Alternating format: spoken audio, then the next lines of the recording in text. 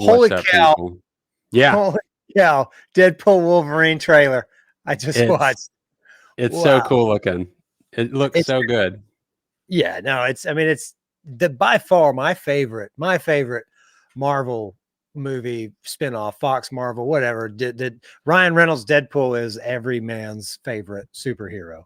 No homo, but No, he's awesome, man. Like, I mean, my favorite in the Marvel universe is Deadpool and Guardians of the Galaxy. But the thing about Deadpool is it's kind of like hinged on one guy, whereas Guardians of the Galaxy, it really is the host of characters that make it so fun. yeah, And the dynamic of all of them together.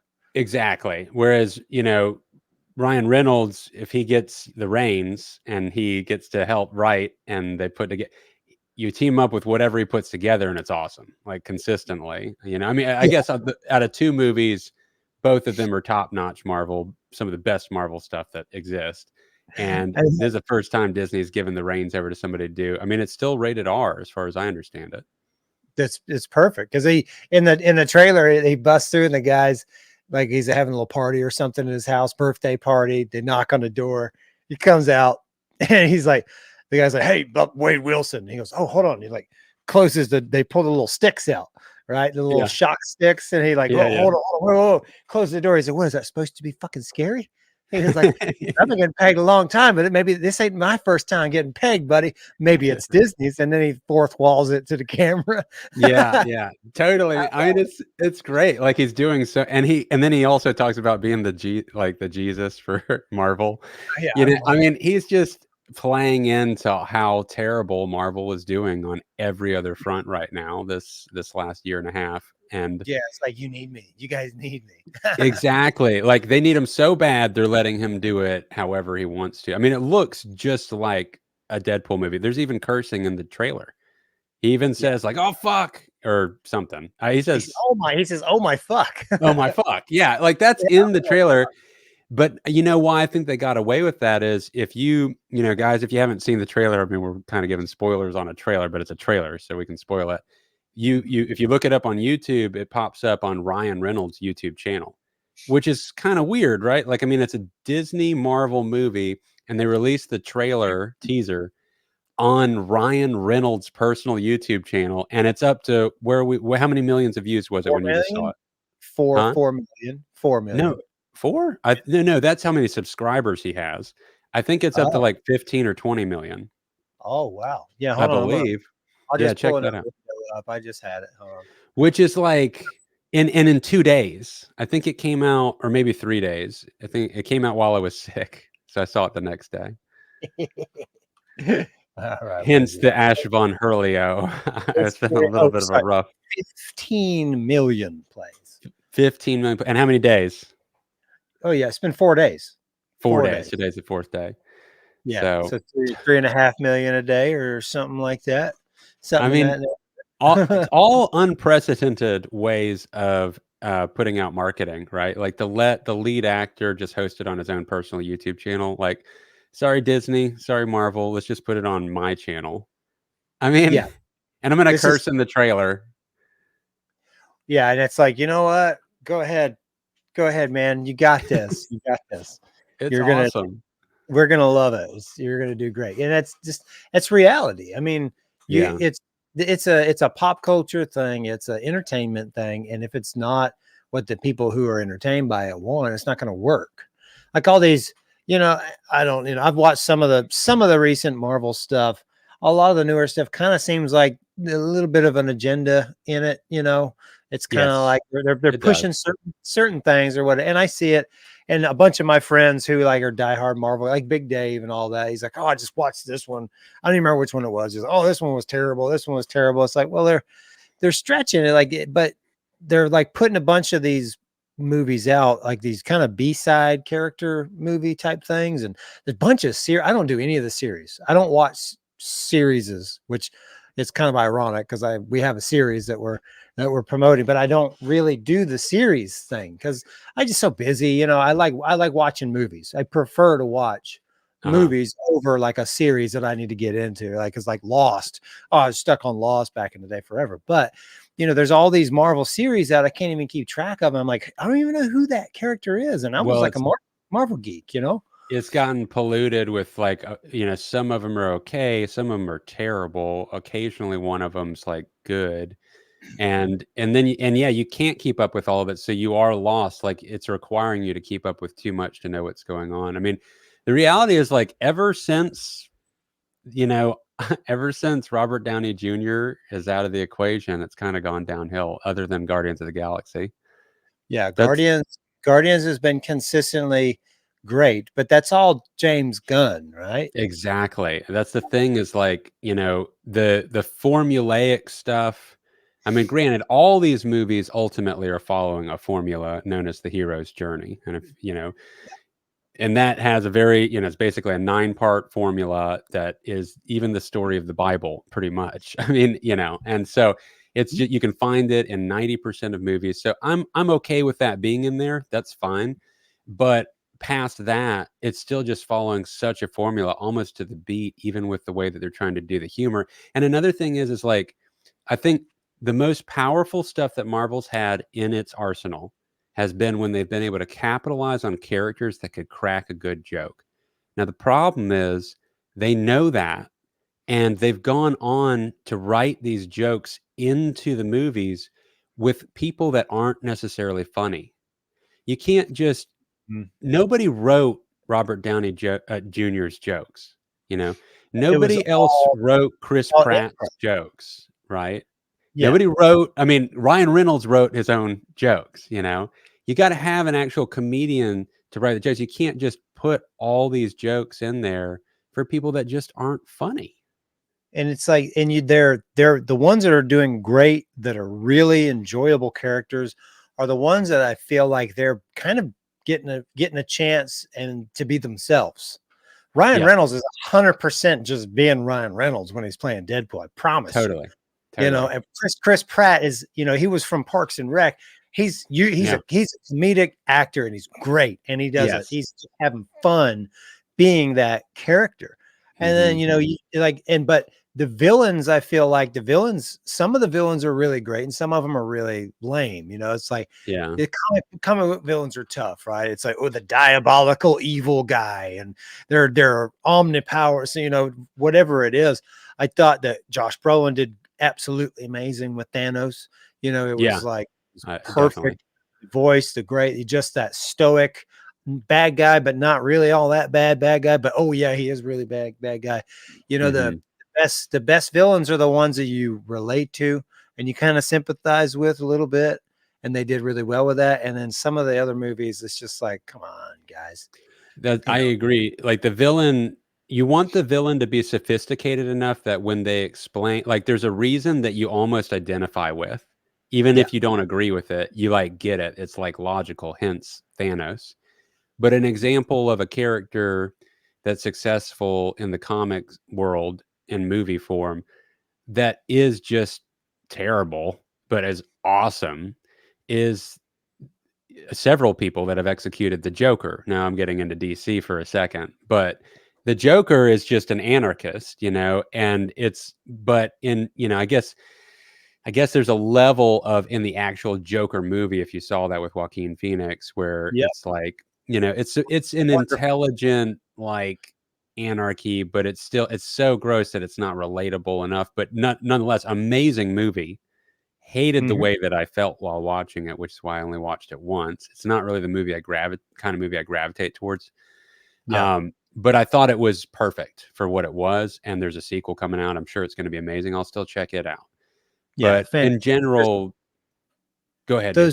Those types of movies that have that really heavy, really, really traumatic backstory, like the Joker film did. And there's a couple of other movies that are like similar to it. They're just hard to watch, but those characters are extremely deep, extremely, not like you said, you can't really kind of relate. Some people do. That might be scary, but it's either, and that movie is definitely not cartoony or comic booky in any way. That's very, very serious take on. I thought that the guy who played the Riddler in the newer The Batman in what's his name? The Twilight guy? Shouldn't call him a Twilight guy. I forget his Robert Pattinson. Yeah. Yeah. Which was a good one. Like that movie kicked ass. I thought. I loved it. I thought it was great. It was a detective, Batman detectives and the Riddler totally surprised me. I was like, this is really cool. Yeah. Because the last time I saw Riddler was Jim Carrey. Yeah. And it was just such a cartoony take on Batman at that point. It just wasn't like, as a kid, I liked it. It was Val Kilmer as Batman, and I love Val Kilmer. Fantastic.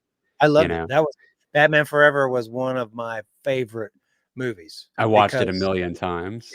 Yeah. But watching it as an adult, it's like it's neat nostalgically, but it's like as a movie, you hold it against the Dark Knight or even this Robert Pattinson version, and it's just like, well, there's movies and there's movies. Yeah, totally different thing. One of them is like eating Doritos, the other one is like a nice, Japanese. Like a Godfather. Yeah. Or sure, yeah. Goodfellas, those things. Totally.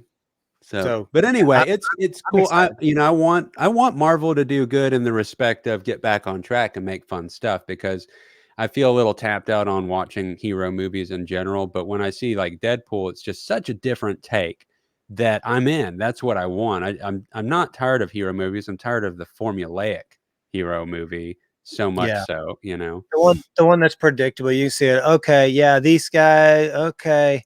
One of them's going to die. They're going to kick butt a little while. Oh no, really bad stuff. Okay. They got to come together. Oh yeah. Okay. Now they're best friends again. They had a fight. Okay. They beat the bad guy. He's not that bad of a bad guy. Oh yeah. Yeah. Right. Yeah. End credits. Like, okay. How many times do you do that? And like they're not new, unique characters. They're unique characters, but they're not new. I mean, these are Marvel characters that are older than you and me. A lot of them. Yeah. I love that they're doing. Love that they're doing it. Mm-hmm. I'm just waiting patiently for Death's Head and Death's Head 2, because those were my favorite. I'm not familiar with it. Death's Head 2, I think, was exclusively a British Marvel. Like, it was generated in Britain, and it was he's like a kind of like Cable. So you know how Cable has like that cybernetic virus type of thing happening. Yeah. So in the 90s, Marvel was doing a bunch of characters with that metal clad. It was one, and I should know the artist's name, and I'm an asshole for not knowing it. But they did a lot of those illustrations in the 90s where they had that metal clad thing happening. Cable had an arm, Colossus, and the X-Men. I was just gonna say.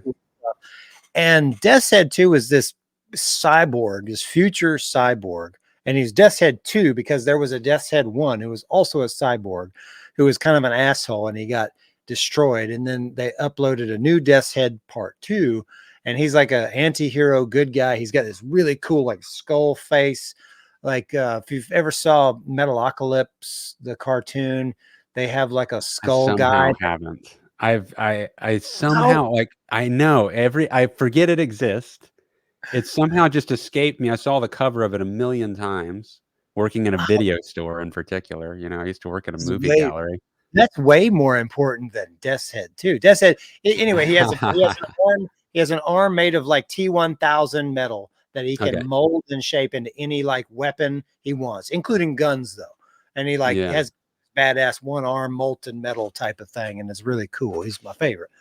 But never fucking seen Metalocalypse. Isn't that crazy?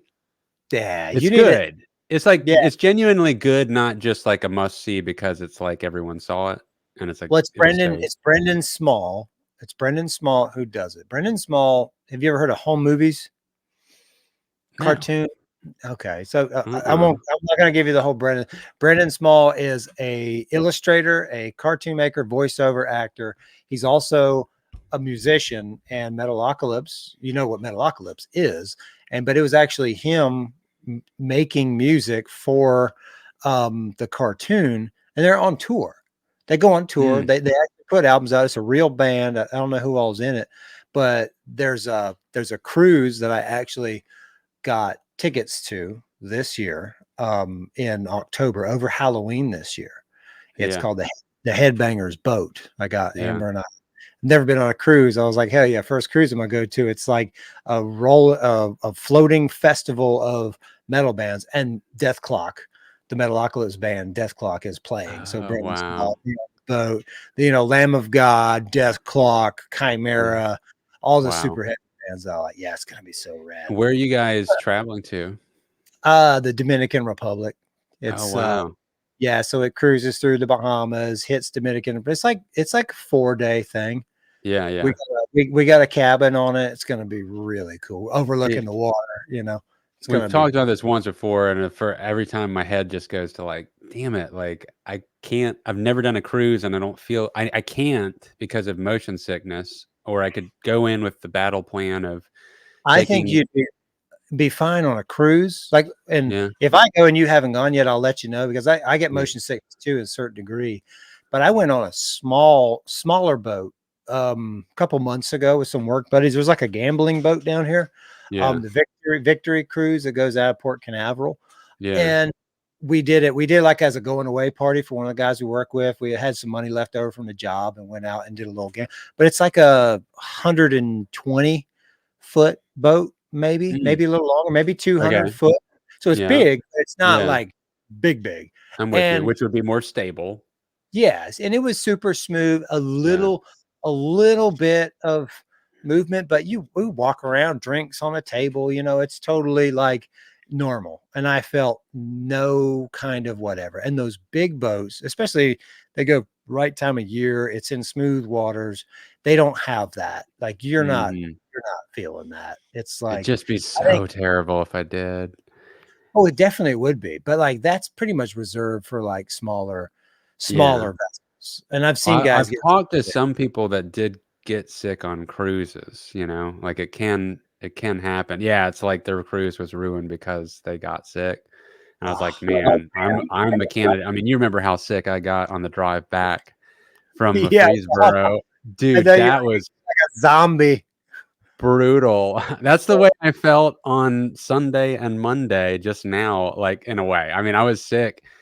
Guys, Yeah, Sunday, Monday, knocked out, missed a couple of days of work. I'm still on the mend. I might bounce off of the screen in a moment and blow my nose and cough a little bit, but still low energy. But what's interesting, this is random, but related, the motion sickness stuff. So I've got one of my clients for these car builds. He invests in stuff, and he has invested in it's not out yet, but it's a medication for motion sickness. It's being flighted through all the, like there's a lot of stuff that things have to go through to get to market, right? This stuff's Mhm. being sped up like crazy because it's a nasal spray that instantaneously just eradicates any motion sickness whatsoever. And the military is using it, the Air Force, like everybody needs this to go ahead and get approved because it's so effective. And it's a Really? really big problem in the military. So they're kind of like speeding it through the process, and he's got an ownership in it. And I'm like, man, and he's telling me, like it really works.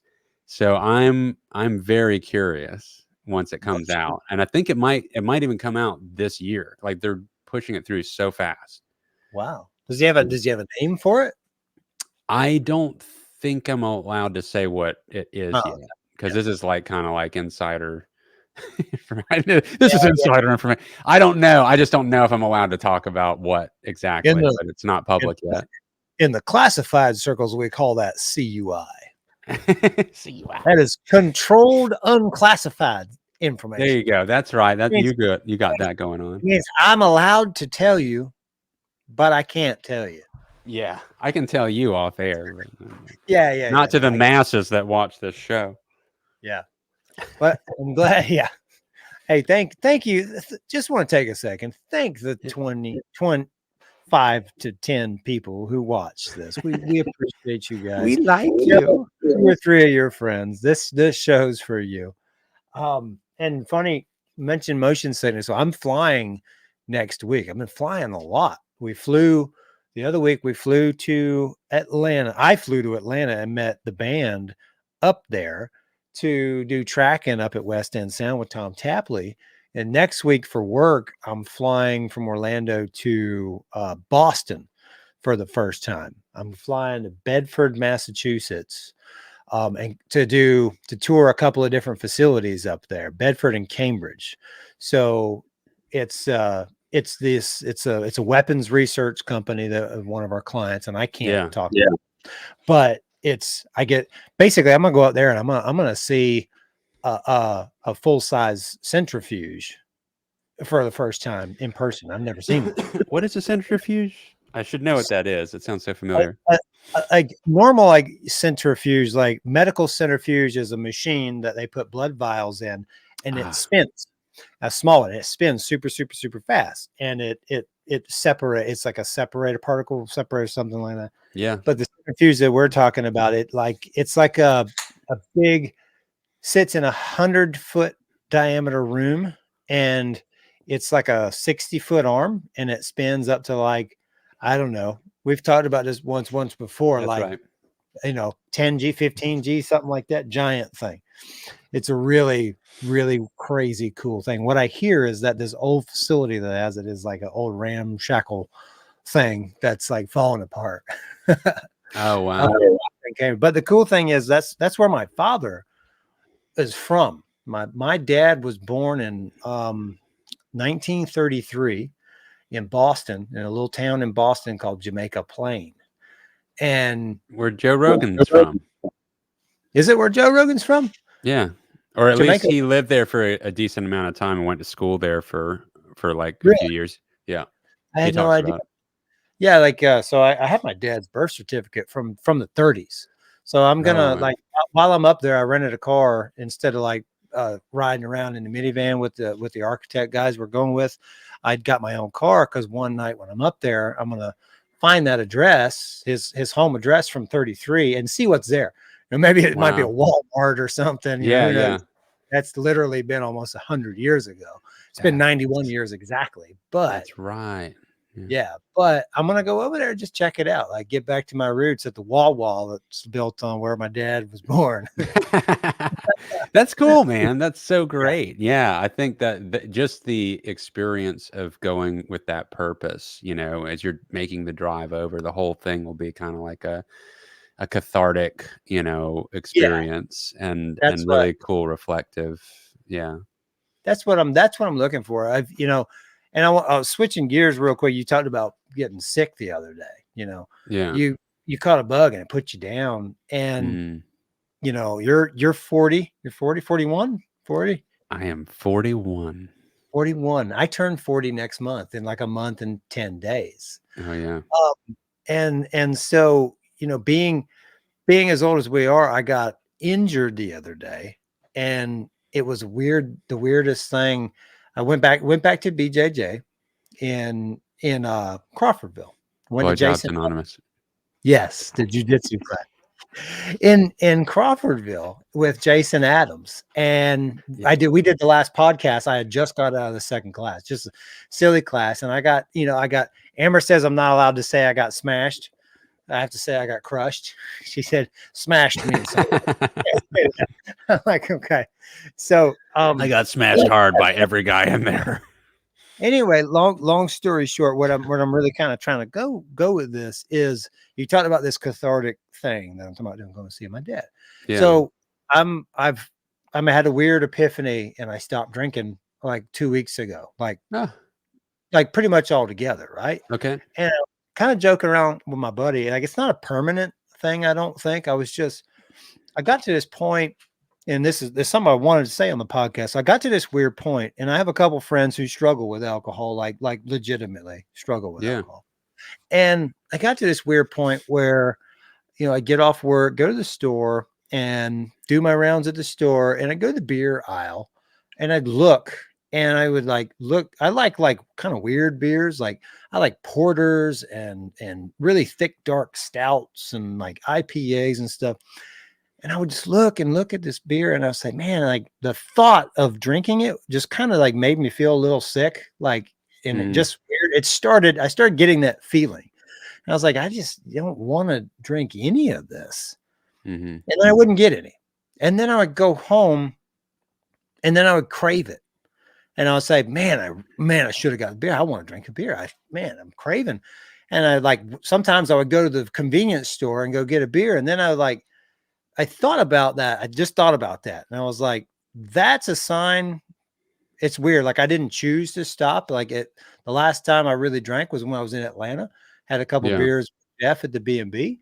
And I don't consider it a drinking problem. It was just more like a casual drinker that has started to drink kind of every day, like everything. And so I just like, well, I'm just going to stop. And I was joking around with my friends. It's like, well, I've started making these weird decisions. I get this weird, there is a withdrawal, it is a somewhat of a dependency. There's this strange withdrawal that I feel.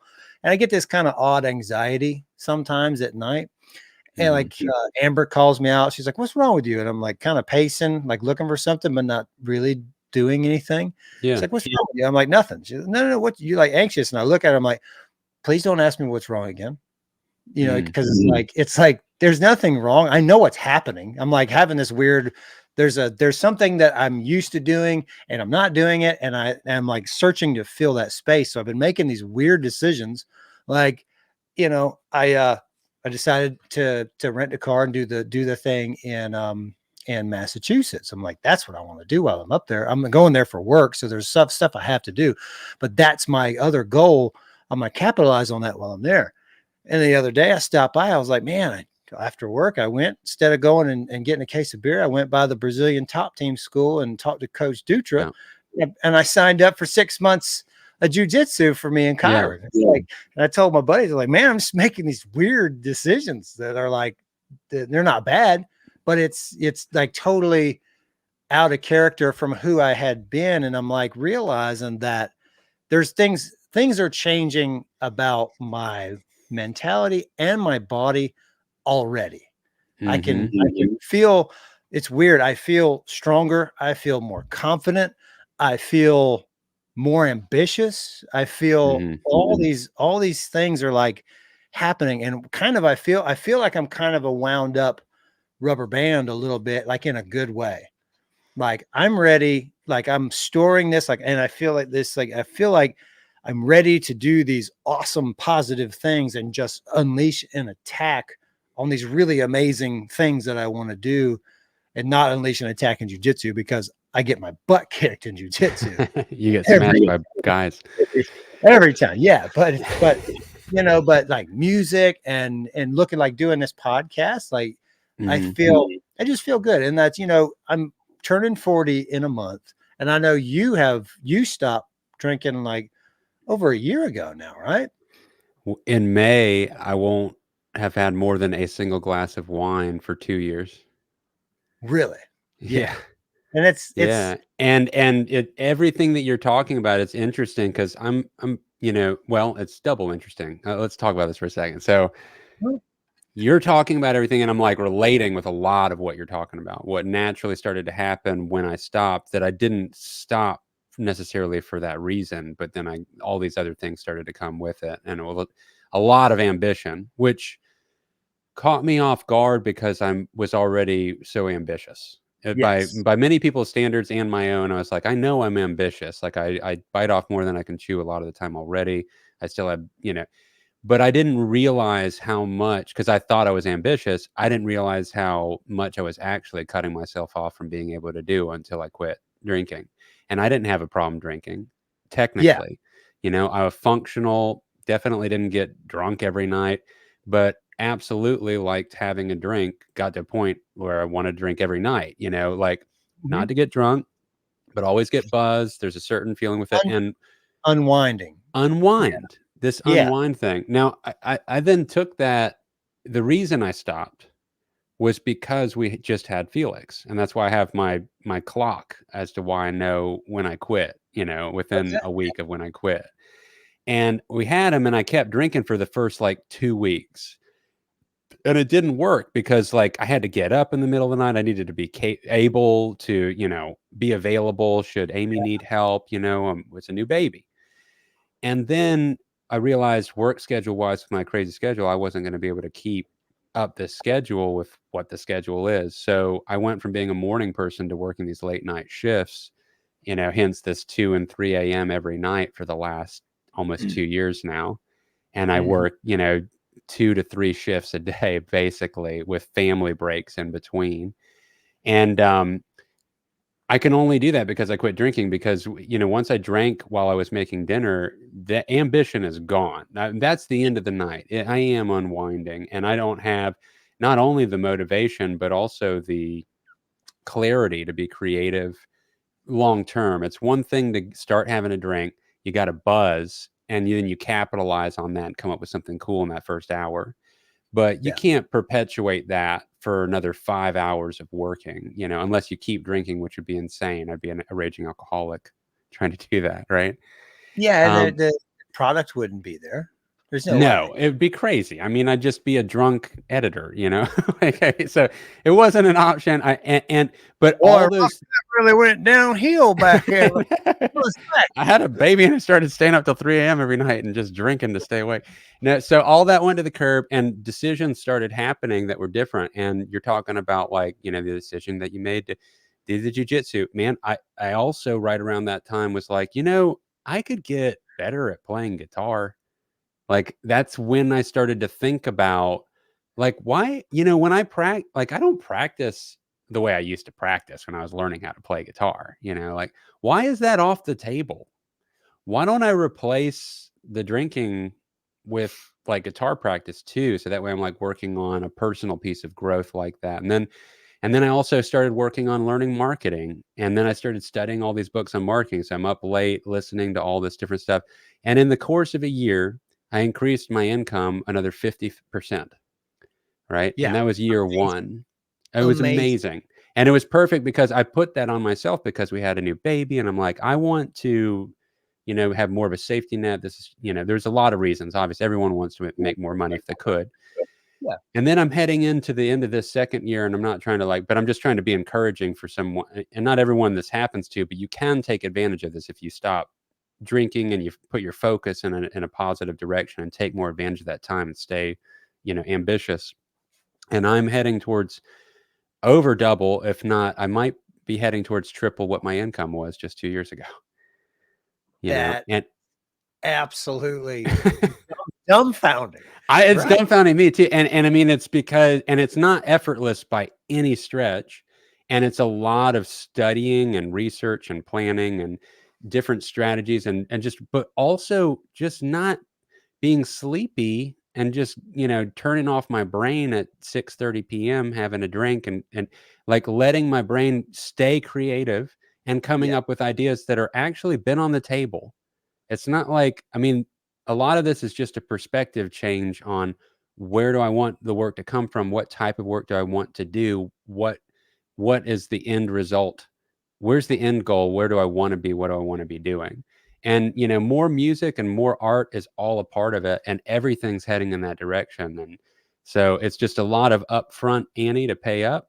But all of this has been possible because, honestly, it's crazy, but because I stopped drinking and I didn't even have a drinking problem. So I can't even imagine the change that happens for people when they actually do legitimately have a drinking problem in respect to they're non-functional, they're missing out on family time, you know, like when it's Yeah. really they can't be sober for events. I And mean, the thing with people who really have a drinking problem when they quit, there is not an instant epiphany like it was quick for me to best way to put it was quick for me to become addicted to not drinking because of the productivity and just the outlook and everything. People yeah. who really do have a problem, they go through a much longer. I talked about the anxiety that I feel times 100. Okay, Hmm. like social anxiety sets in. They don't know how to hold and to carry themselves. They don't know. It's very difficult, and that's why people need such a strong support system when they do that. People who have a problem need to have a very positive environment of people who understand what they're going through and don't point out the weirdness, point out the anxiety, point out why are you being quiet? You know, what's wrong with you? What's wrong? What's wrong with you? Don't never. You know, that's my girlfriend asked me that, but she didn't even know that I had hung it up. When I told her, I was like, look, you got to stop asking me what's wrong. Like, because it was Yeah. just like a slight anxiety. Like, you got to stop asking me what's wrong. She's like, well, what, something's going on. I was like, yeah, I haven't drank in like 12 days. And she's like, oh, well, I had no idea. Because usually I drink after she goes to bed. She goes to bed early. I stay up, and that's when I'd have my cocktail or whatever, but the people that need it, it's so much different. It's so hard. It's and it's not fair for me to. I'm not even trying to compare my. Neither of us are trying to. Great point, because we're not trying to compare our experience to the mountain that people have to climb if they're deeper down the rabbit hole. But it is inspiring to. Cramp. Sorry. Oh yeah. You got like a broken rib going on there. No, this is my leg. It's Charlie horse. Okay. So we're 40. We're 40. Life's different now. Definitely it's definitely an eye-opening point in life where you're like, okay, I need to start focusing on longevity here. I need to. Yes. My goal is I'm 40. I'm still a white belt in jiu-jitsu. Yeah, I had a good couple rolls tonight. Roll with a black belt. Super smooth, not rough. I'm hurting from last. I got crushed by a guy named really skilled blue belt in Jason's class named Eric, and I got injured. And my injury is not a broken rib. My injury is Richard's rib cage isn't used to being compressed, right? That's what happens. You have a rib cage, and usually your rib cage is just fine and going like this when you breathe. And then all of a sudden you go to a jiu-jitsu class, and a 200-pound guy named Eric puts you in a really good side control pin, and your rib cage goes like that. And it's not broken, but all that stuff moves and then comes back, and it's like, oh, and it's so painful. And so it set in. We did the podcast last week. It set in here on, I think it was Sunday. I almost went to the ER. My pain level, I did started feeling pretty good, woke up just fine, and I did my morning routine, which was 100. I didn't do any push-ups, but my squats. So I did 25 unweighted squats, felt good. So I grabbed a 35-pound kettlebell, and then I finished my 100. I did 75, 3 more sets, 25 with a 35-pound kettlebell.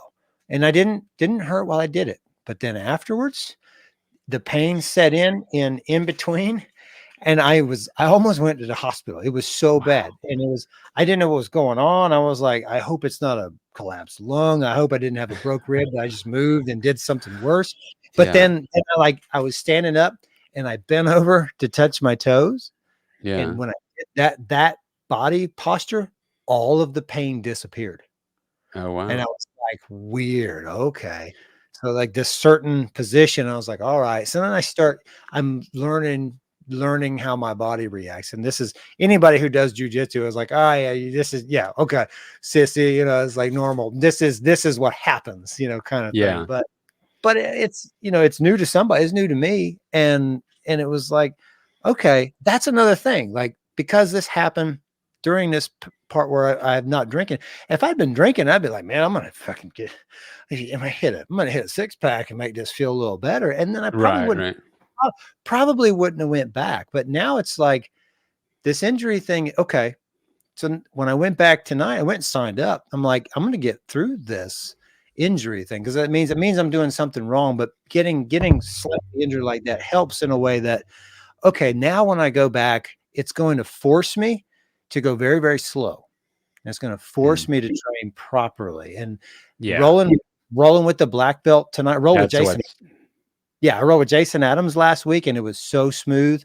He was just like letting me try to do things. And tonight I roll with an amazing black belt, and it's an undescribable experience when they don't have to do what they do, but it's a thing you have to something you have to try. Like everybody should have it on their bucket list. Then I rolled with my son, and that was great. It's me and Kyron. Kyron's a white belt. He's grown quite a bit. And we did drills where he got mount, and he really learned how to post up and prevent the mount pass. Cause it's pretty easy with an inexperienced person when they get mount to get past their mount, because they're on top and they're really top heavy. And if they don't posture right, it's pretty easy to tip them over. Anybody who has any amount of skill in it knows how to position their body and prevent you just to post out. There's ways to do it. And he did it. He caught on like that. And the coach gave him a really good compliment, and it was like super cool. And I was like, oh, that's awesome. He's like, because the coach was like, how old are you? He said 14. He said, I started at 12. He said, that's great. He was like, he said, I need you to stay with it. He said, because you'll be teaching a class. Maybe you'll find a career out of it. Maybe you'll teach a class like me. And I was like, oh, that's so awesome. Yeah, That's great. That's sure. great. Yeah, in general, they say, I mean, black belts are who you want to roll with because they're so controlled. I mean, and the the younger the recruit is, that the blue belt even, it's like they can still be a little spicy and but the black belts, they're so good that it's like they're the safest to train with. You can drill over and over again. They know how to make it an appropriate training session. So yeah. And like when I roll with Jason Adams, he had his eyes closed the whole time. Yeah. Nice. It's like just it's a different experience. And I am no expert by any means. I am not the only thing an expert white belt. I am a complete amateur white belt. Like a buddy of mine, white belt. One thing that I do, like the advice that has impacted me the most with my training game as a white belt is training isn't a competition. You're not you're not there to win. You're not against anyone you're training with. Your training partner is not your opponent. It's your training partner, and you're training. You know, it's okay. There's no ego. It's just training. And like, that's what I didn't get. And that's what a lot of white belts don't get. Right. And that's why there's like, white belts come in, they're like, I want to win. I want to win. Oh no, I want to win. And they just go, yeah, go crazy. And then they get hurt, usually when it's a blue belt, a big, tough blue belt who knows quite a bit, and they smash them. And then then it gets discouraging because injuries suck. And when it happens instantly, it's very tough to come back to it. But that's where I'm at. I've been injured 3 times. This is not the worst by any means. This was very painful, but this was not the worst. But it's like, okay, there's doing it wrong so many times, doing it wrong every time,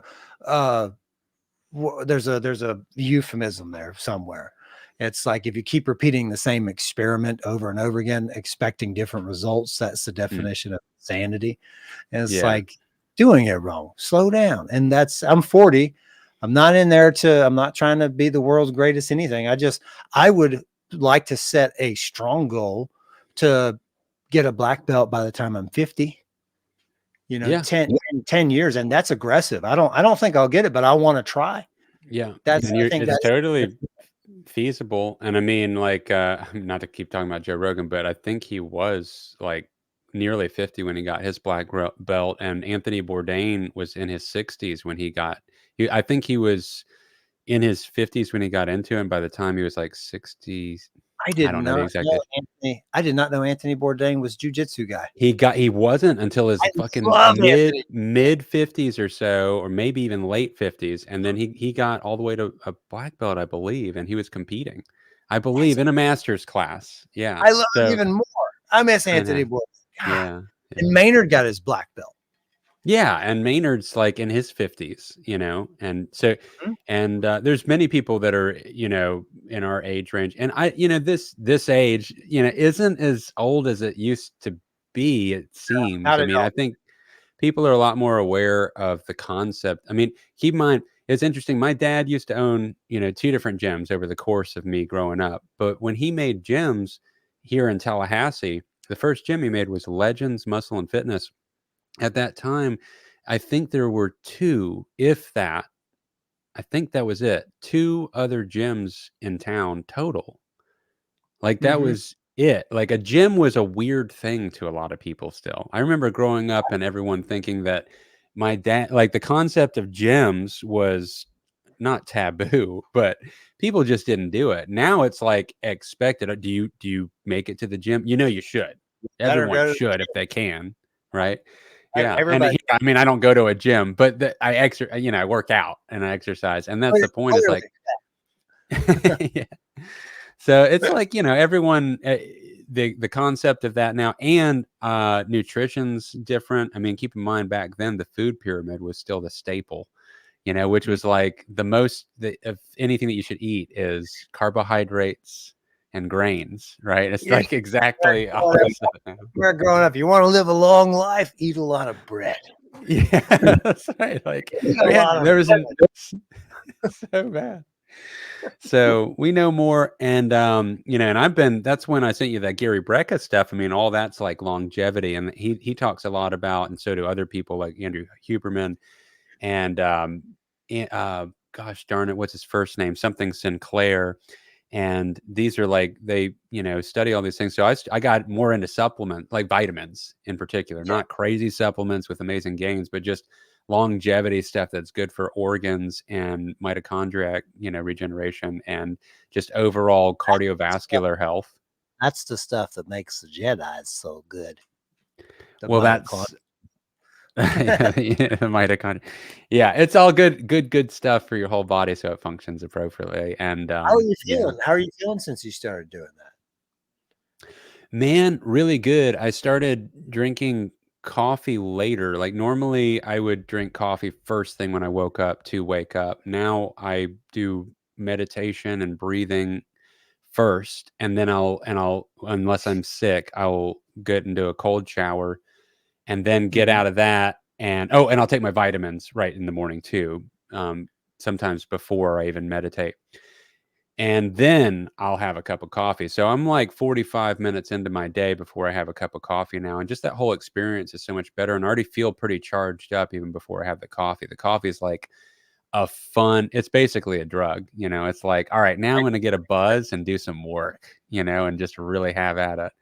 But I feel really good. I think it's worth doing. I noticed that there's an energy difference and just an overall digestive tract thing. Like I thought I was doing good with just the carnivore diet, and it has been great. But one of the things that he talks about is that it's good to take an methylfolate. I think the abbreviation is MTFH or MTHF. And by taking that, like your body, anything that you put in your body has to methylate, like methylize, and in order to be converted into energy and be used for what it needs to. And it's a term that I have trouble saying it because not to be confused with that meth, right? I take meth every morning. I quit drinking, and I'm up till 3 every night. Can I get so much done, Dick? Kids, if you want to be productive, just get you some meth. I've almost tripled my income taking methylfolate. No. Talking, I'm just kidding. I know you're not. So I think it's good. And at the end of the day, there's only one of the supplements that I'm taking that's kind of a little pricey, and that's pea seed resveratrol.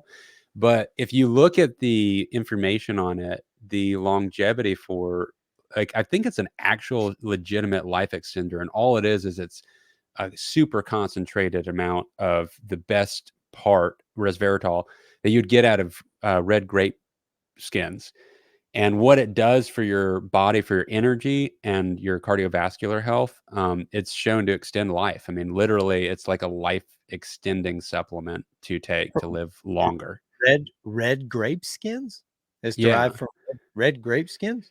Yeah, resveratrol has that in it. So there are health benefits to having some wine, but in moderation. But this is without any alcohol. This is just a concentrated amount from the red grape skins. And if you look at the literature on it, it's like, I mean, all the studies are showing that it's like a legitimate life extender. You look at this guy, David Sinclair, that's the guy's name.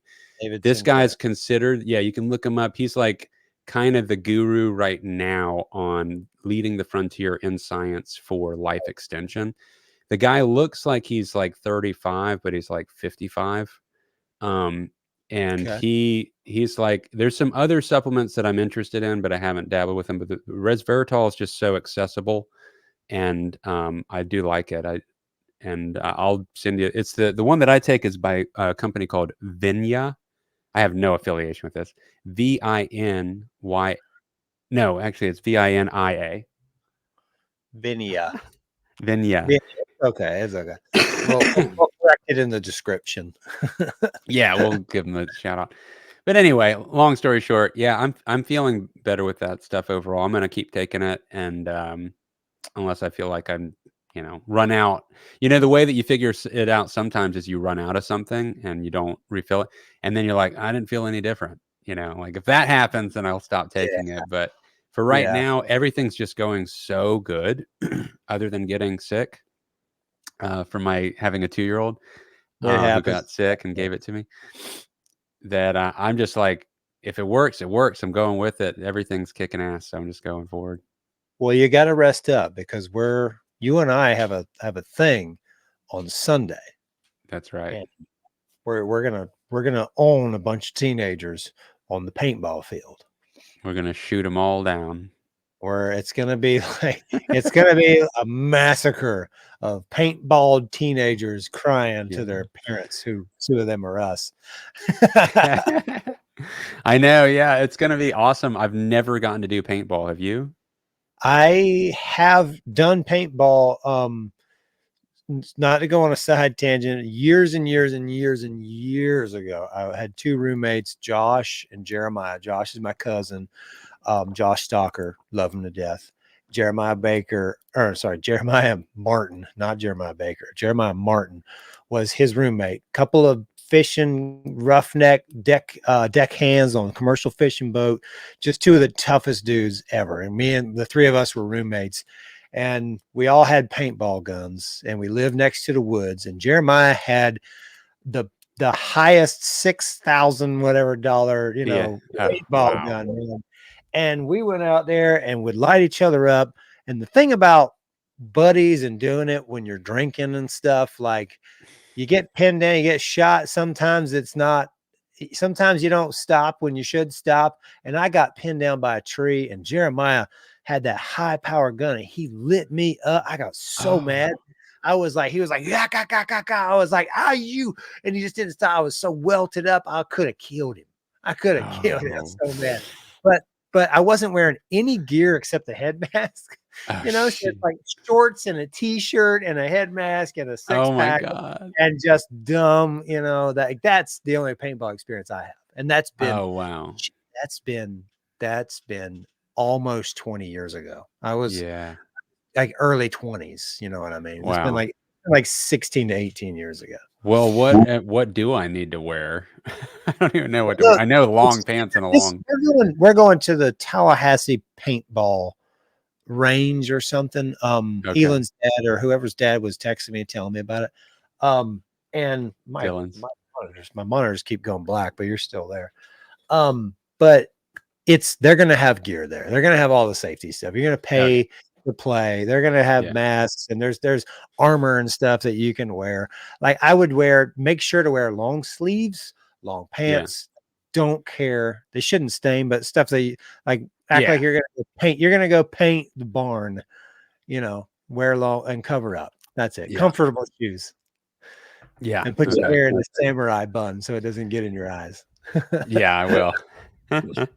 No, I'm actually really looking forward to it. As long as I can get my cardio back up a little bit, because right now I'm still I feel fatigued carrying Felix across the yard right now.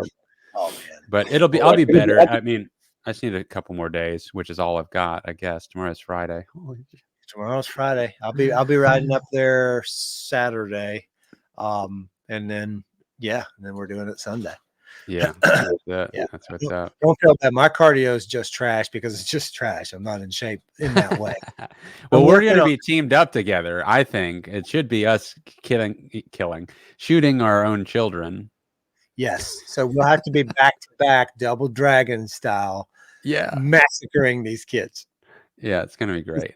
They're going to be all free for alling out there, just like they do. But they play a lot of video games. They might absolutely kill us. My son's taller than me. I mean, it's it's not like we're playing against little kids. Target. He's a bigger target. Don't even plant that seed. He's just a bigger target. He's going it's going to be an awesome time, man. I'm really looking forward to it. But before we leave, now that we're at the hour, today's Preston Hook's birthday. Happy birthday! Oh, Preston Hooks, a former guest on the show.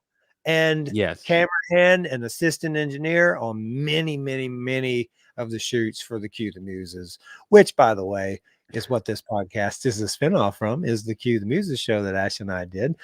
It is a multi-part episodic thing, not episodic. It's a multi chapters of a 5-song EP written by Ash and myself and a couple other awesome musicians, tracked and recorded by Brett Hessler up in Murfreesboro, Tennessee.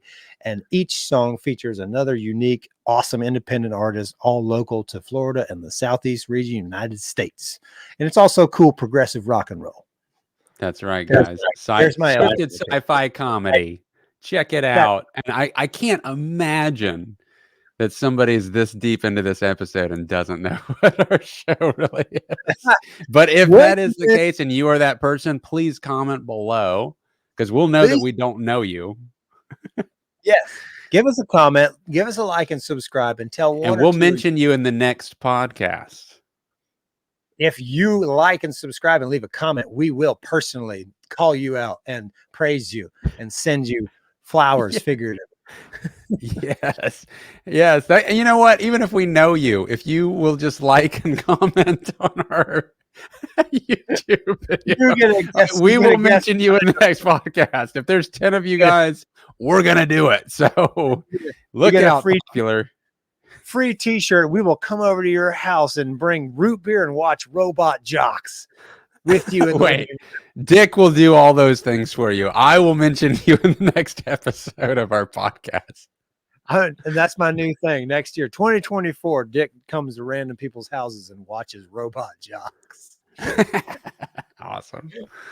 Dude, it's great seeing you, man. I'm going to see you in a couple of days and we'll shoot our kids together. That sounds great. It's going to be a massacre of teenagers. You are now entering the Cue the Muses podcast. Please reserve submission of any joy meter statistics until after the program.